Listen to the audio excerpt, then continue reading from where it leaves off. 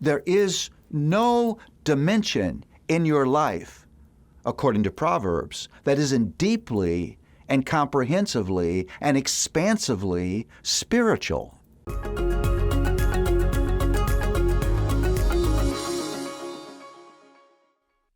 So I think this is a theme that we're now going to look at from Proverbs is particularly helpful for this moment in time. It's the practicality of Godward living.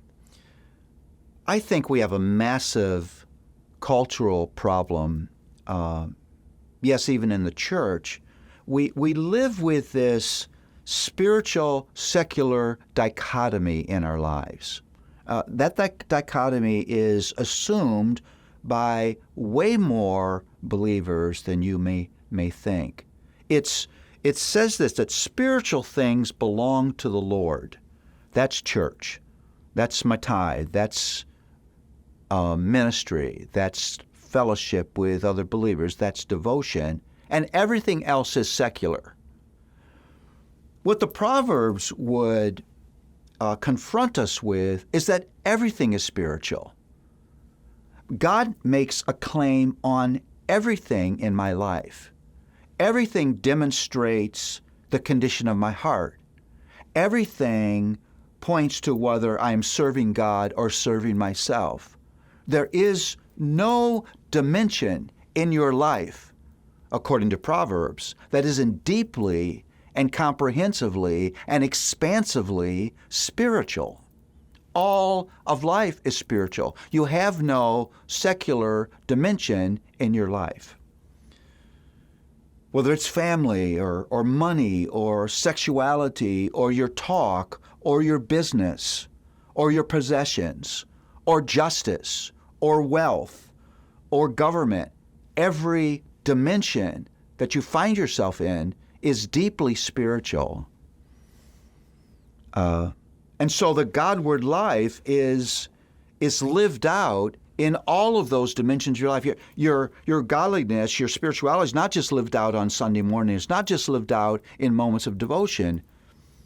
It's lived out in the way you think about your possessions, the way you spend your money, the way you talk to other people, the way you make decisions about the necessary, essential things in life, the way you care for the poor and the disadvantaged, the way you think about the role of government, the way you do your business. It's all part of an expression of your spirituality.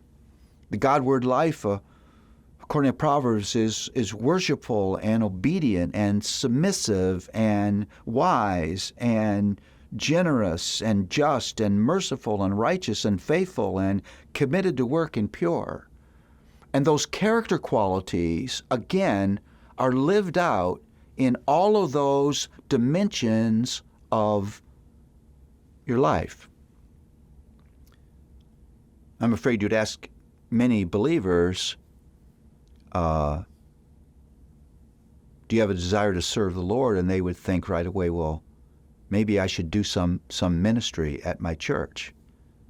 Well, you serve the Lord by the way you eat.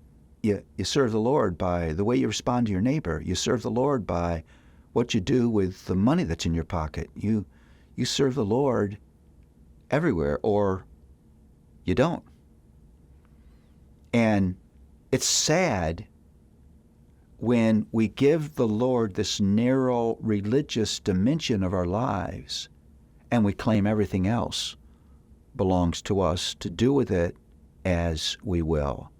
That's just alien to the view of life that is presented in Proverbs. The Godward life is intensely practical, lives in all the places where you live and act and decide and speak and respond every day. Where does the Proverbs say godliness lives? Everywhere in my life. Or godlessness lives everywhere in my life.